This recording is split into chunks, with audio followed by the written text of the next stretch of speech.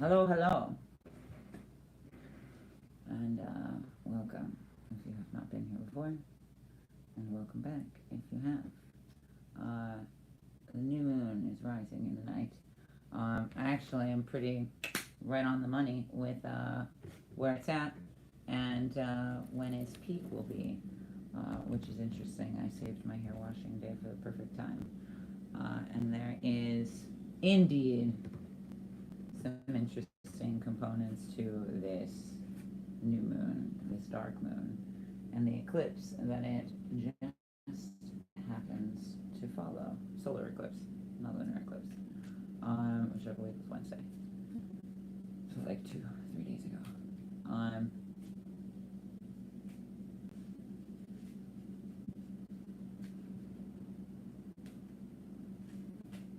Ooh. Because I'm distracted. The energy likes to be everywhere. Alright, happy new moon, happy black moon. The moon actually seems to be on the cusp of its own world, which is interesting. It seems to be very, very, very, very tight degree Virgo, but at the same time, other sources, other scientific planetary sources, or sites like the planets today, seem to indicate that it may also be a little bit of the Leo moon. So we've got some collaboratory powers for sure. That does not happen just for no reason. But there is obviously a lot of Virgo energy. It is a mark of Virgo season. And Virgo came up in our last reading and has some intensity and advice to offer. So with that being said, let's dive in.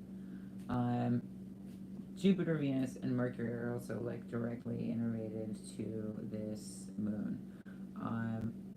Jupiter and Venus, I believe, still in Cancer, which we talked about in the last reading. But Mercury has a little bit more attention in this paradigm.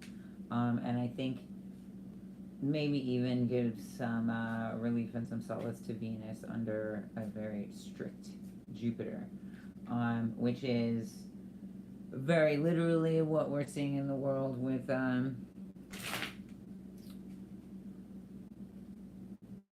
militaristic control, but also the ways in which we sort of constrict ourselves with our own rules and regulations and expectations, and sort of hold too tightly to beauty or the things that we love. It reminds me of kids that would like try to capture butterflies or fireflies and not to help them but to hurt them, maybe not intentionally so. But like I remember some kid at school put a butterfly in a plastic bag and like thought it would survive, and that is not how living things or beautiful things survive, dear. And so I think that very much lends itself or like it informs us a little bit of like how Jupiter is impacting us right now. And it doesn't have to be that way.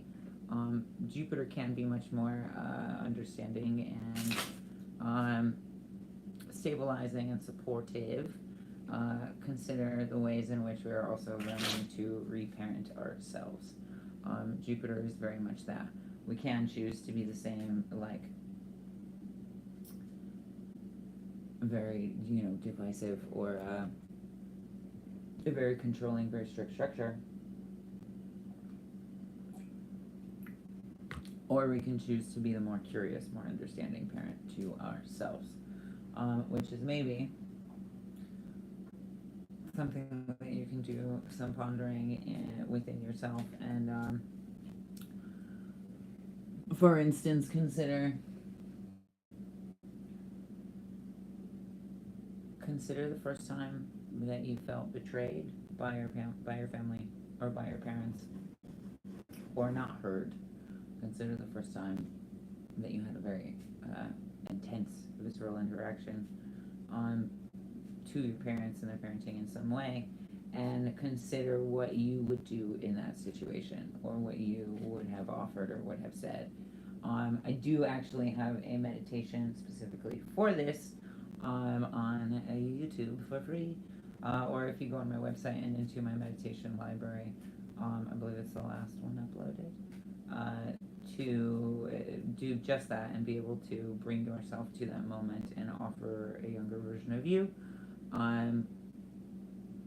Perhaps a hug or a handhold or some kind words, or whatever comes to you in that moment that recalibrates that moment in time. Also, an excess of retrogrades is upon us, with Pluto, Saturn, Neptune series, Eris, and Pluto. Saturn and Neptune very much like on top of each other, all up on a very tightly knit and knotted conjunction, which I go through in the last reading as well. But it's very much bigger picture, and it's very much small building, like in a very literal way, like Minecraft. You have this very small source, and then you turn it into this entire world. Minecraft's kind of, I'm saying, like a really solid example because everything's built out of squares. That is your resource. It just takes different forms. However, when we are caught or torn between those two, then the big picture doesn't see the individual or the independent, or vice versa, the independent does not see the big picture in some way, shape, or form. And maybe that's you're looking too closely, or critiquing too closely, and sort of hovering over your own shoulder in your own creative projects or in your own progress of whatever it may be. But also the ways in which we can get overwhelmed by that picture, by that big picture, and not see the forest for the trees, and not see the small bits of effort that really go toward everything. It's a lot like grand brushstrokes or texture. Painting landscapes can get very overwhelming until you kind of zero in on a point, on a texture, and allow that to be what takes your attention or what takes your focus, and then allow that to expand. There's space in between enough these two things for us to grow, and that's a huge point in being able to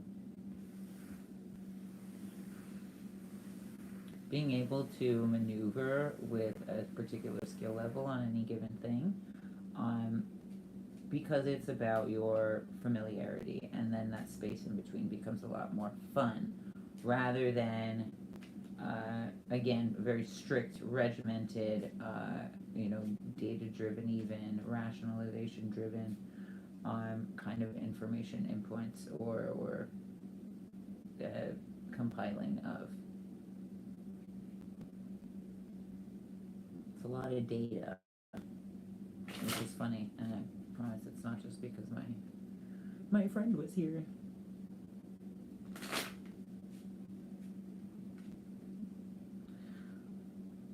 Jupiter and Mars have a different relationship this time, and particularly to Earth. It's got its own little geometric formation, and I think that is, especially because Mars is kind of like on the outskirts of a lot of these other calibrations. I think that lends itself a lot to our own capacity for selfishness, and for, very much with the Saturn-Neptune thing too. Sometimes only being able to focus on the pinpoint of structure is very much the ways in which we focus on individual before community, or individual before collective, or me before we. And conversely, can also be the ways in which we sacrifice ourselves for the greater good, and maybe bend over backwards too much and put ourselves in detriment and sort of wreak havoc on our own systems, giving other people the benefit of the doubt when they in fact do not ask for it and do not seem to want it. I'm very much a keen believer that like good people are capable of redemption. I mean, bad people are capable of redemption. Good people are capable of terrible things. But they also have to want and be interested and invested in that retribution, and in that I guess comeback story. And not everybody is. Not everybody is interested in learning more to counter their current thesis. Was like, guys, not everybody is interested in learning how they can help everybody. Some people are very much just stuck in this like fearful hoarding selfishness. And like honestly, I think even the wealthiest of people do operate from a very fearful place of not enough and of lack and of not having enough, and are overcompensating in some way, shape, or form to sort of alleviate that anxiety, which does not work because it sort of becomes an existential issue rather than a tangible issue. So I do also think it's helpful to consider our cone of compassion, our capacity for compassion, our capacity for understanding. And that's not, again, to drive yourself into detriment, but in the gateway process or in any tantric invocation or in, I think, understanding more of certain deities, is understanding more of dream weaving and astral projecting, is understanding the good of all sentient beings. I think particularly working with what other people would call darker entities or shadow entities as well. That in and of itself is a key point in what people often ask me in like how to protect yourself from these things. And it's like, what? Because ultimately, like facing that fear, you find that there's not really anything to protect yourself from. They're actually, again, very wounded beings that are sort of posturing and trying to gain energy more so than anything.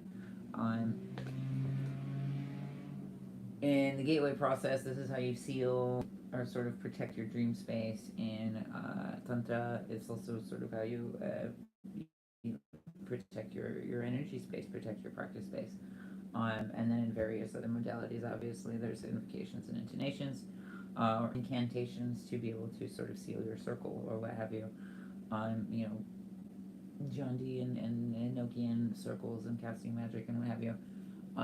But like the gateway process whittled down and a very basic tantric invocation is like I'm doing whatever it is, this thing, out of love for myself, out of desire for truth, and for the benefit of all sentient things. And then I like to add, and with the guidance and grace and protection of my ancestors and beings like me. Because then we have maybe a symbolic and linguistic like understanding in the energy and the symbols that are being communicated. And that alone pulls in, like protects energy, but also pulls in sort of everything so that you can create the most equalization and the most balance. And ultimately, I think that makes for stronger meditation, for deeper dreaming, for more potent casting, because you are utilizing the totality of energy rather than picking and choosing and sort of have blind spots to certain energy. I think that's why people also struggle on their journey, because they're only dealing with the pleasantries of energy in the form of the good ancestors or the healed ancestors, and very literally are afraid to look at the shadows, which is kind of like being afraid of yourself. If you've ever walked late at night, the streetlights can trip you out with that, or gosh, even in the daytime, where you see your shadow behind you and it looks like something's following you. Those are moments to turn around and investigate, not moments to run. And doing any kind of energetic work is very much, I think, of the same principle. Uranus is finally moving out of Taurus. We'll see how that goes. And into Gemini. And I think that's going to very much stir up energies within rage and compassion, which is why this is so important. But also our loyalty. And I think that rage and compassion can very much be fueled by loyalty. In either way, people justify their rage for their loyalty, and people justify particular compassions based on loyalty as well. People are more likely to be compassionate to family because there's a natural loyalty there. People are more likely to be compassionate to friends because there's loyalty there. But what of those that have not cultivated that bias or that relationship from you? Are we a good person if we are only good to the people that are good to us? Or does that make our goodness conditional? And I think rage is sacred. I think all emotions have their place. But I see a lot more justification and excuses for rage than actual alchemizing of it or useful input of it. And so often it's loyalty to pain. It's loyalty to the wound. It's loyalty to status quo in certain situations. And so I think we'll be asked very clearly by Gemini and Uranus where our loyalty lies, and that may make us uncomfortable because we'll be asked to apply that to a situation that we maybe otherwise would not be at rage or compassion directed toward. Something unexpected. But so with that, my friend, let's pull some cards and see what this moon may offer us.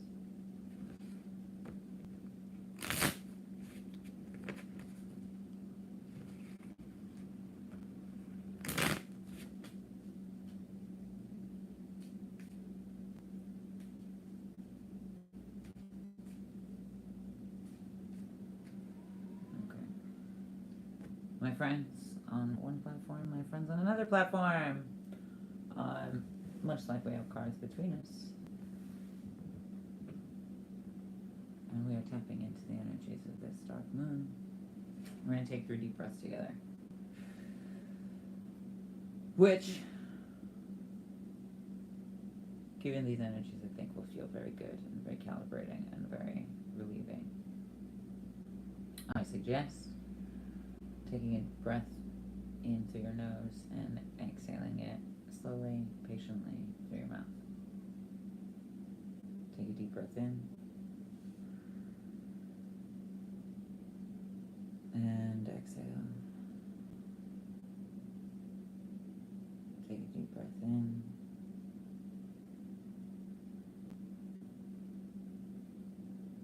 and exhale. Take a deep breath in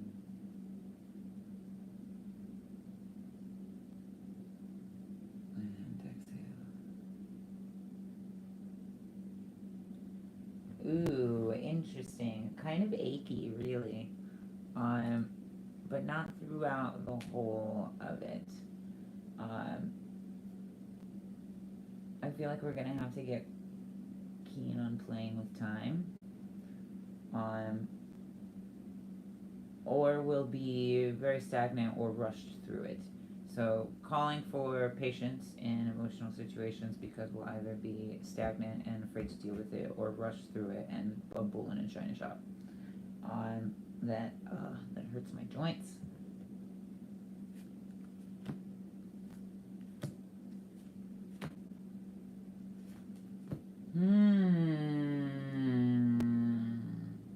okay, this is very much emotionally alchemizing energy, but also maybe understanding it for what it is as well, because we go from these beautiful blues to these sort of like faint purples. Not faint, they're very pink. So it's very tender, very lighthearted, very sort of humorous, very sweet energy. Um, but blues, I think people often assume are, depression, and it's just such a wide color that 100% it's either Mercury in your blood and fucking like Krishna consciousness, or for sure it's darkness and stagnation and weightiness, and depths of ocean. But that can also be just a deep dreamer. That can also be somebody who very clearly sees through darkness. And so I think sometimes we're afraid of the blues when in actuality it's a very freeing thing.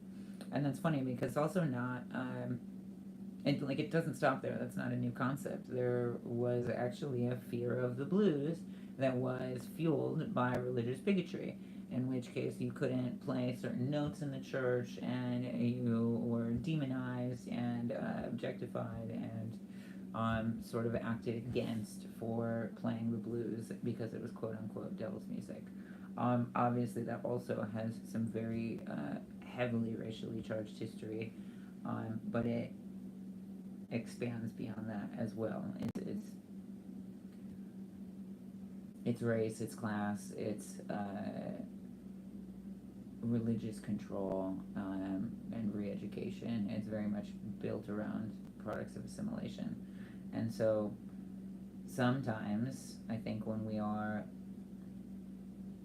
sad or depressed, I can't, like, I'm thinking of that Jim Carrey quote, where he's like, depression is when your avatar is tired of playing this character. It's when this character that you're playing is like not about it anymore and does not want to play the role that it's in. What the fuck is going on with this? Okay. Party.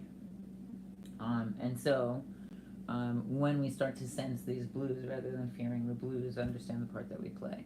And understand the kind of part. And understand the part that we play and imagine the kind of part that we want to play. Or the kind of part that we would find more relief in playing.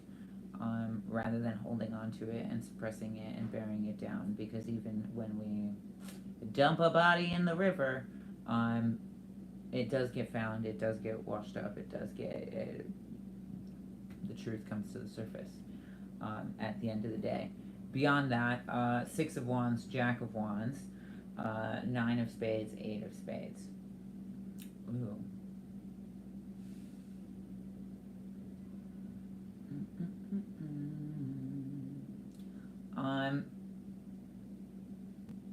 Clubs, that's also what it is. Six of Clubs, Jack of Clubs, is very much a fun, playful, loving character, a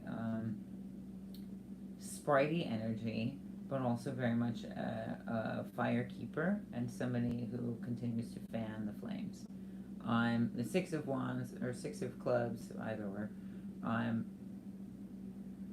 is very much about building.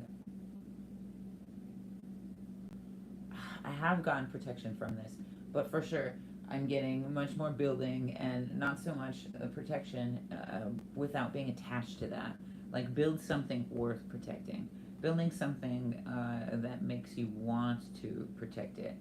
And in a very real way, I love these colors because I think that's a very queer concept. And I love to see the way that we enable that in our lives.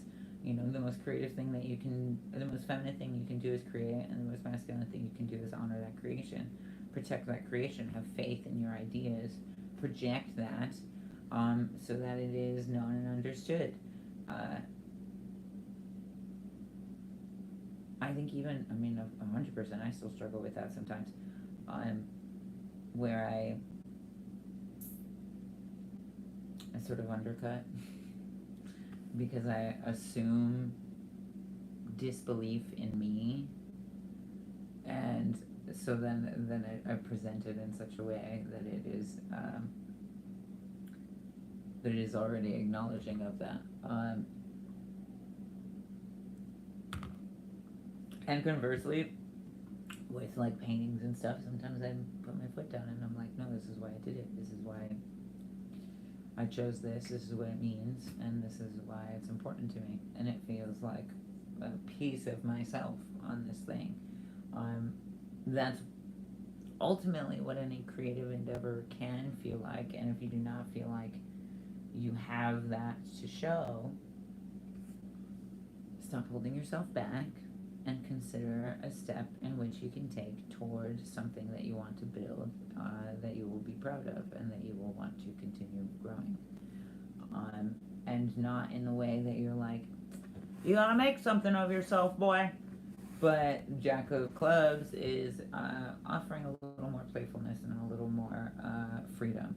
It's more so, consider it like your close friend that's just like, yeah, let's try it.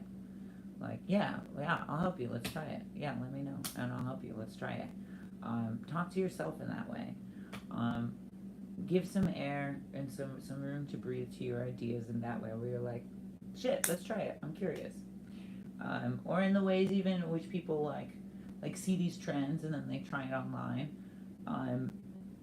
Or see these dances and they try it online. Dope, that's exactly what we need. That's kind of the relationship that we want in our own brain, where we're like, maybe not trends, but I have this idea, let's try it, instead of shooting ourselves down. The Nine of Swords and the Eight of Swords is very much how the the mental energy can either project that and magnify it, or completely silence it and bury it under the rug. If you consider, the light in you and your eyes, you can project that into the outside world. You can, world build and create and start to see that pattern sort of compound and take on a life of its own. Which I've heard too, in just the ways people talk about, nights or business or projects. They took on a life of its own.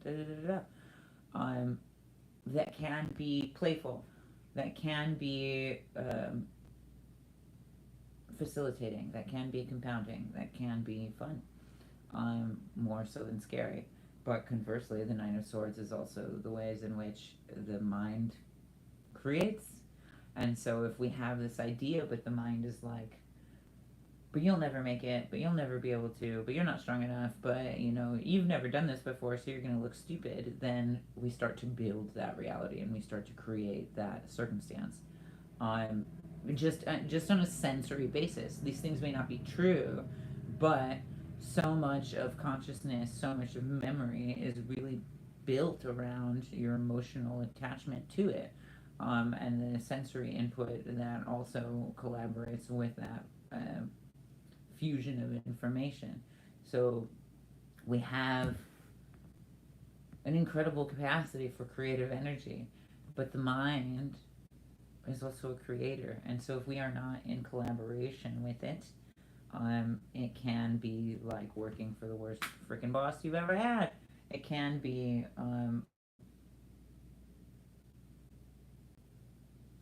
the ways in which we are our own shitty boss, or our own detriment in situations like that.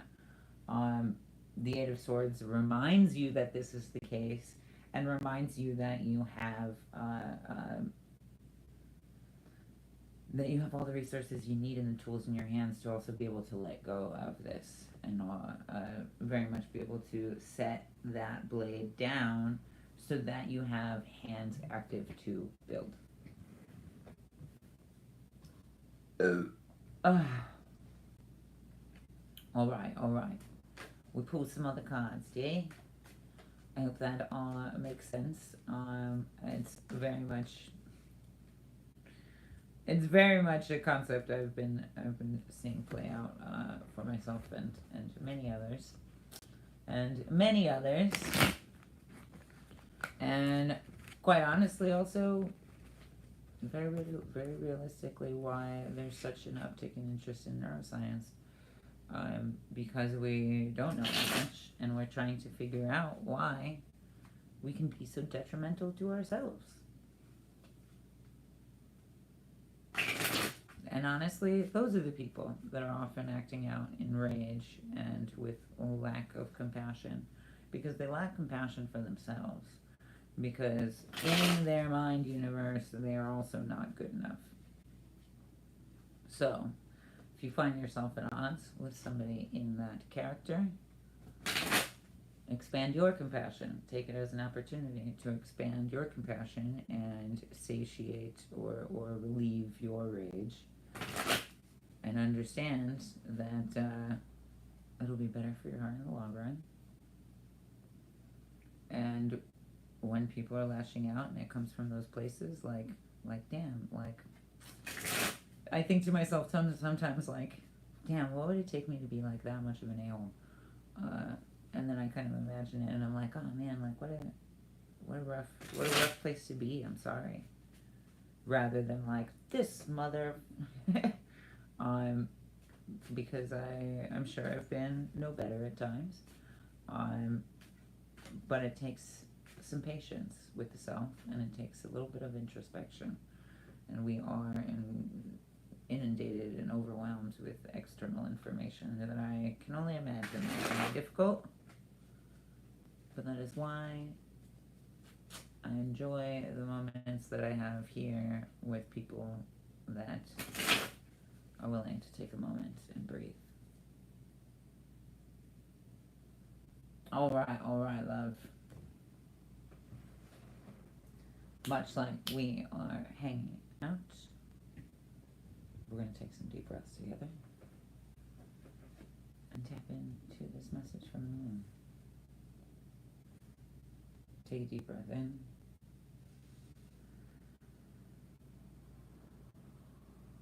And exhale. Take a deep breath in.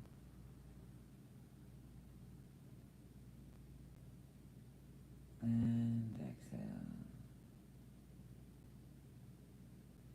Take a deep breath in.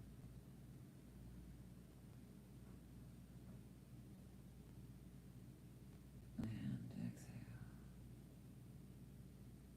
exhale. Ooh. There's a lot of emotions going on. A lot of waves, a lot of tides. And that's not just the moon and the water and us, but very much the airs and airs of thought and spaces in between, and very much how thoughts can shift things. For sure, parts of it is very fun, and like I love intensity, so I very much enjoy the like lean into it, like go with it, lean into the feelings. But I do realize and recognize that given these blues and purples, that may not be advice for everybody. Sometimes leaning into it gives the mania or the depression a little bit too much control. But you can be present with the moment without giving yourself to it. And that is very much in stillness, in patience, and in curiosity. That is very much conversations with the self and why you feel that way, and in what sensations are coming up or what sparked it. And I think find ways to make yourself laugh.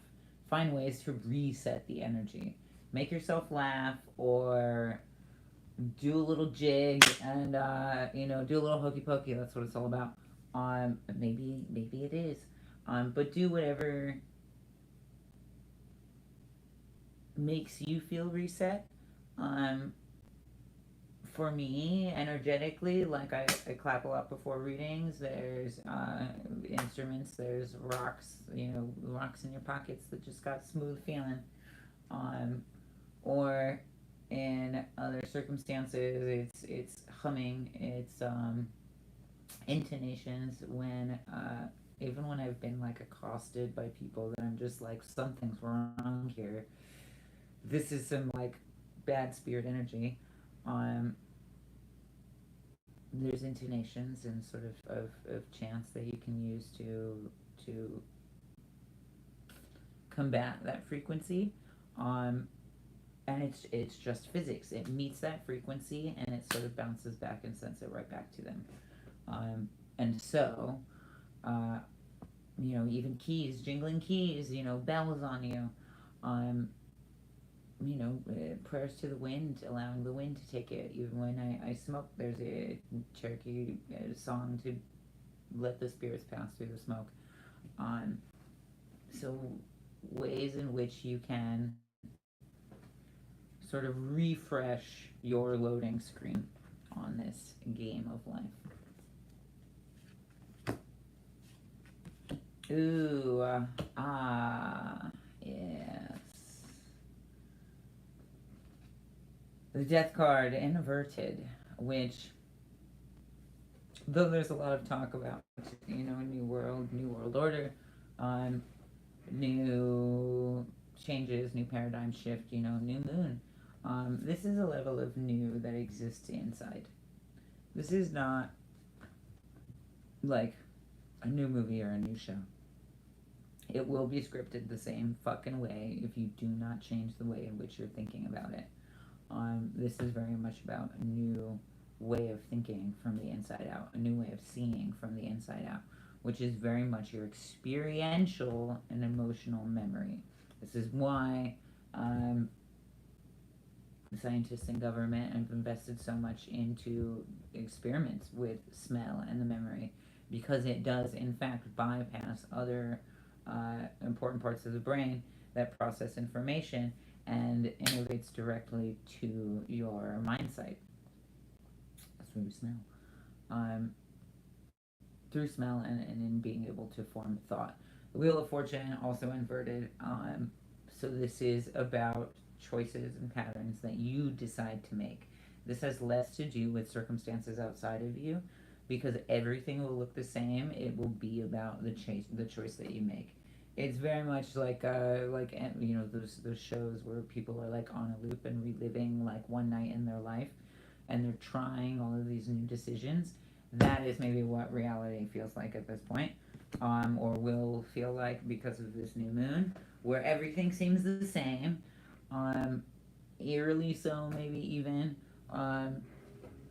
and it will be redirected or recalibrated based on your movement through it, based on the way that you're thinking about it and the way that you're viewing it and the way that you're internalizing your experiences, but also based on the ways that you choose to move through those experiences. The Tower and the Nine of Wands. The Tower, obviously, that's broken bad habits, that's broken expectations. And I love the Tower because I like excitement, but also it's necessary.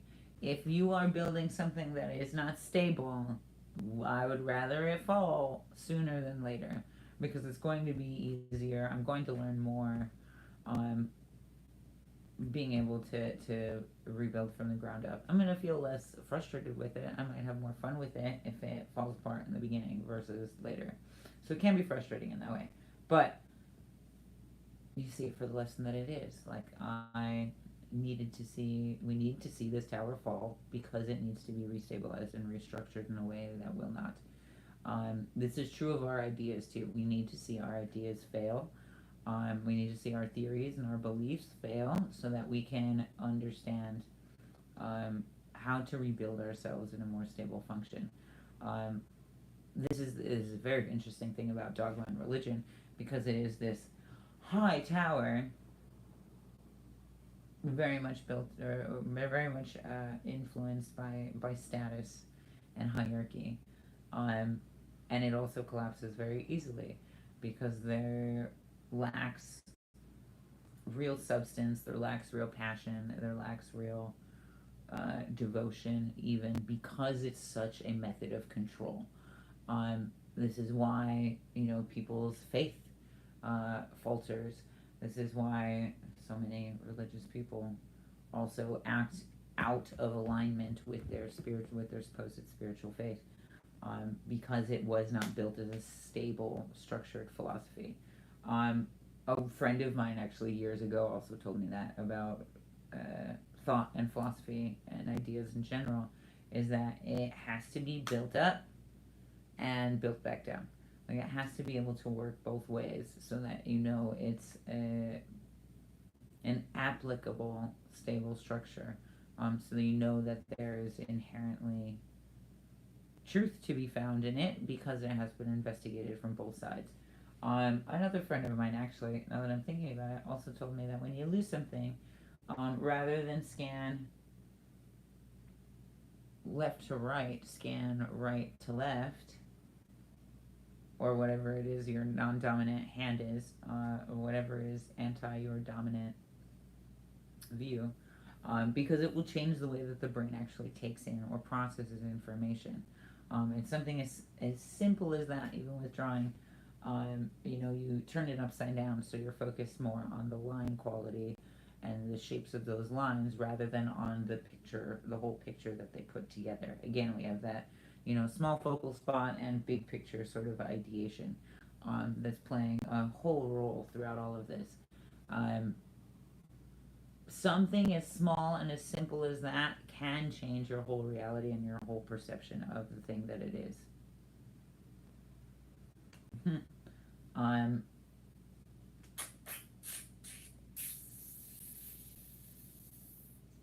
That's very much also directly what Saturn and Uranus's relationship is right now, with that small piece and the whole situation.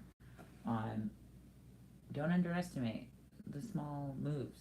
Brush your teeth with your non-dominant hand and see after a few days how that starts to make your brain feel, and how that starts to maybe free up some tension on the other side of your body that maybe goes underused or under listened to. Just a simple aside, and maybe a little playful. Try it. Why don't you? The Nine of Wands that follows this is very much intensely all around. We're going to have to learn and hone in on our ability to recalibrate and our ability to not suppress emotions, but to really deal with our rage in a healthy way, and really deal with our intensity in a way that honors the excess, quote unquote, like honors the intensity, honors the high charge of it, but also utilizes it in a way that, again, going back to Uranus and Gemini, like is maybe the loyalty that we ultimately have, or ultimately ought to have, to ourselves and to honoring ourselves, but also likewise to be able to take in things like experiences across the spectrum and still be able to hold space for the good of all sentient beings, or the good of all sentient things, or still be able to hold space so that everything can be tied in together, so that everything can be a part of the rebalancing and the recalibration. It's kind of like in the butterfly effect, like they change one thing and then it changes the whole situation, and the thing that they weren't thinking about ends up being like the worst thing that could have happened. If I'm remembering correctly, it was like he wanted this girl, and the brother, who was also his friend, ended up suffering a lot in that reality. And so this is something we need to consider, especially with all this willy-nilly, like, fucking love and light bullshit, self-masturbatory manifesting, because we're not considering those people or those options or those possibilities within the recalibration. And when you do open yourself to be able to consider all of those things, it makes you a better conjurer because you're more mindful with your words. You're more mindful with your energy, and you're more mindful of and more impressed, I guess, more surprised by the outcome. I think you're able to actually like see the reap the rewards of your manifestations, or of your physical creations, or of your emotional capacity, that much faster, that much more so, that much more palpable, that much more real. Um, so we can have all of these things, but we have to open ourselves to the full capacity of experience, and and that allows us to live more fully, really. So even everything else aside, even just in a small single scope way, peeping into your world, um, we live more fully when we open our hearts to the full spectrum of experience,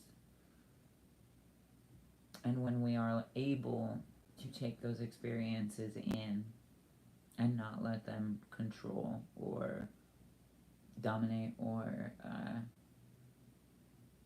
dictate who we are or where it is that we're going. You are so much more than just your emotions. You are so much more than just your intensity. You are so much more than just your ideas and your philosophies as they are now. And there's so much more still to see and learn and experience. Um, so do not be hard on yourself, and if this feels like a death of an era or a death of a version of yourself, then perhaps that is a promising reminder that tomorrow you can impress yourself with something new altogether, and that you are blessed with the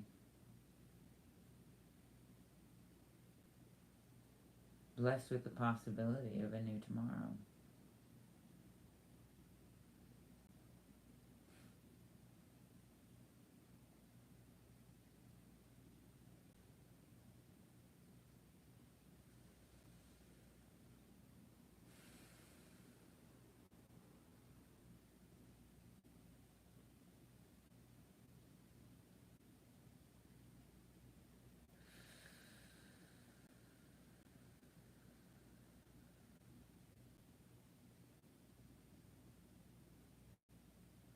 All right, we'll do one last thing with breathing, because I feel like this breath that just happened will be very useful. Um, we have done a basic inhale, exhale, and I think sometimes, I think it's actually very surprising how much your emotions influence your body. Um, and a lot of times grief or anxiety can sort of stronghold and grasp at the lungs and the shoulders even, in a way that's hard to breathe through. And so in those moments, and I've got something else that I've posted talking about Lotus Mucha and various other ways to calibrate patience. But let's say you're at work and you're really frustrated. Um, what you can also do is just bring all of your hands together, press the thumbs and the pinkies together. Maybe it's in your pocket, maybe it's just down in front of you. Um, but I like to think of it like I'm open to information about this situation, and I'm also open to compassionate understanding of the situation. Maybe it's just in my pocket, maybe I'm just touching the bases of my fingers, but breathing through the nose. And when you feel like that's as far as you can breathe in again, and you'll feel the air maybe stop here and then move back and up and over and into your head. And we have all of this intense emotional contemplative energy, so perhaps we hold it in that space, allow all of the ideas to sort of stick to this air like glue, stick to the air that we've just pulled in like tacky stuff. And then when we exhale, we allow slowly and patiently and very gently all of those ideas to sift and to flow and to find some relief and some ease in space as well, rather than just have them in our body. It is technically a water breath, so I feel like it can be very cooling and very moving. Um, However, utilizing the double inhales, and particularly through the nose, can be akin to a fire breath, though it is not directly fire proper, I would say. But it does feel like more directive of the air through any blocks, so that you can hold it, so that you can feel it, so that you can move through it. And that's ultimately what we want to do with any emotion.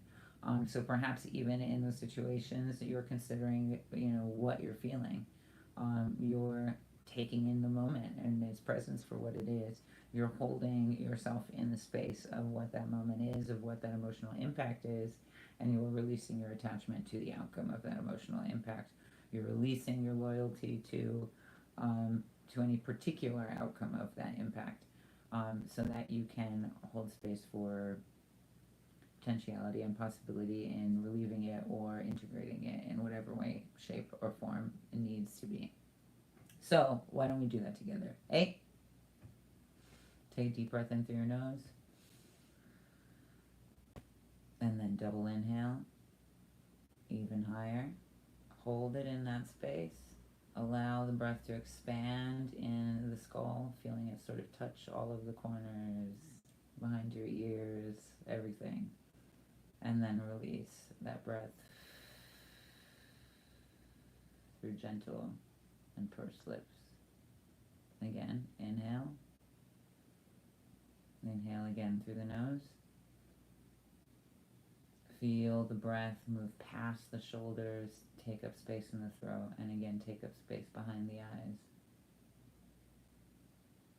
And creating space in that cranium, we exhale through the lips, slowly, gently, finding release in the tension.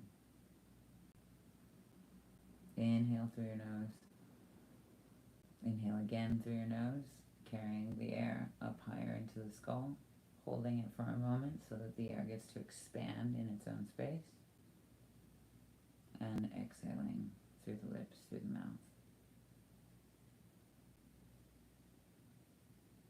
I hope, because I did, that even just in those 3 breaths, you're reminded just how impactful that they are, and that just those 3 breaths that we've been able to take together in this moment, you can feel a relief of pressure in your temples and behind your ears, and at the top or the back of the shoulders as well. And that you can turn to this in particularly stressful times, so that you can create space to more reasonably move through, I guess not reason, to be loyal to your heart as we move through these very intense times and these very obfuscating and confusing and challenging times.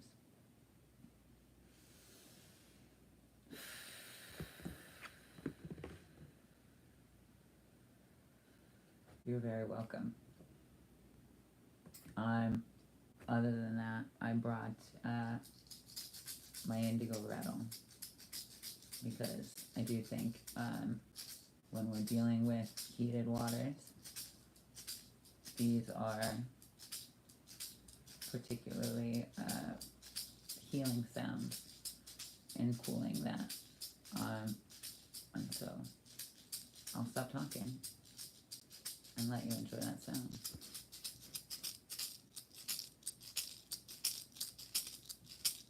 Adlehagan hulaska, ay ay ay.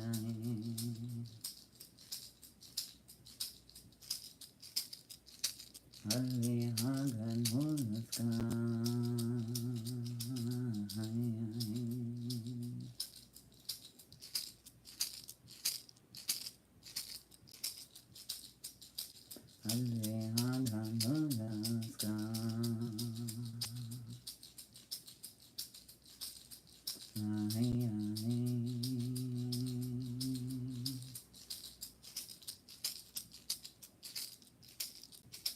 Adlehagan hulaska.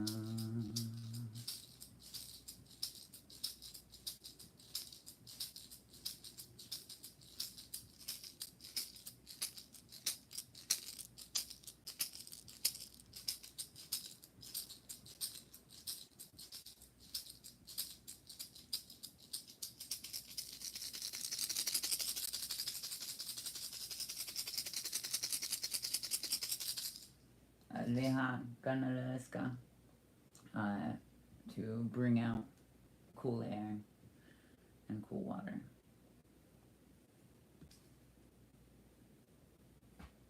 Much love. I appreciate you. I appreciate you very much for being here, and for breathing with me, and for taking some time to be open and introspective to the true nature of your heart, because I do think that is very buried under the world that we live in, and so I honor people that are that also seek to honor that. But I will leave you there to ruminate and integrate, and I will say hardy tagi donatakoe, and I'll see you next time. Thank you.